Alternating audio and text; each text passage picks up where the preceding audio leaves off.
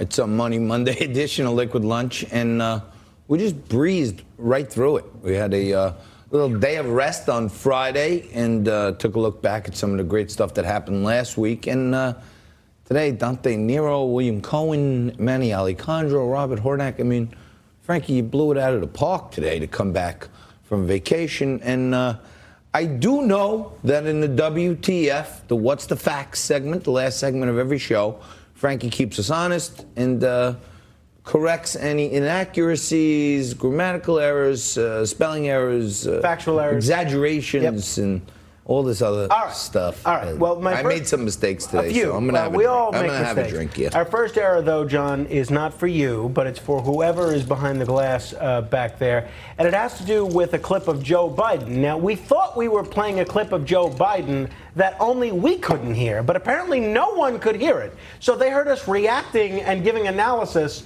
to a clip that nobody has any idea what Joe Biden said. Now, a lot of people who've heard Joe Biden speak say if you couldn't hear the clip, you're one of the lucky ones. But just so everybody understands that clip, Joe Biden said it's great to be back in Vermont. Well, do we have it now? I don't think so. Later, no, let's not tempt fate. Can we try it again? So apologies to everybody, and that's a correction for our production staff. Now, as far as you go, limit Lamont from coming in here in between sets for a shot of Cushionne tequila. That's right. Or maybe Nico's hitting fortunately, the like me, Lamont has largely been agreed to be paid in liquor. Now, let me also add, in your segment with Dante Nero, you were talking about the parade of pervs.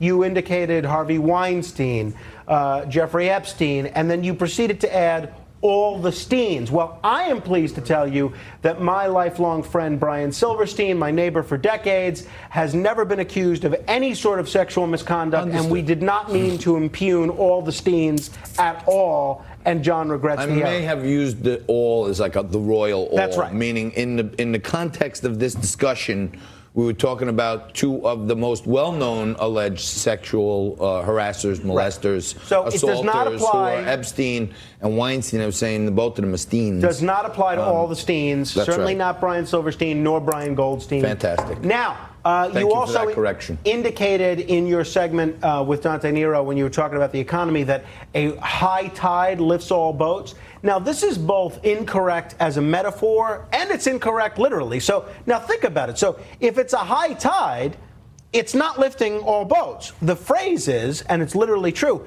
a rising tide lifts all boats. Because think about it. If you're a boat and the tide rises, you get lifted. Yeah. But if you're a boat on a high tide, you're already high. You're not getting lifted. There's no way to go but down.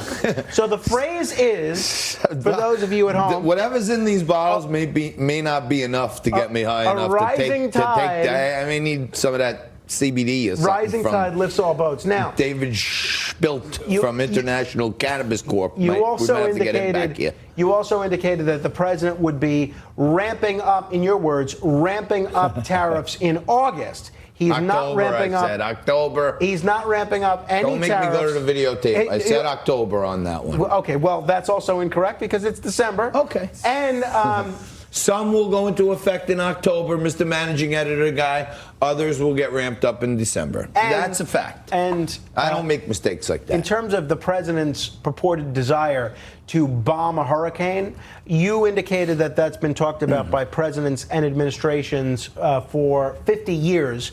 That has been talked about since the 1950s, since the Eisenhower era.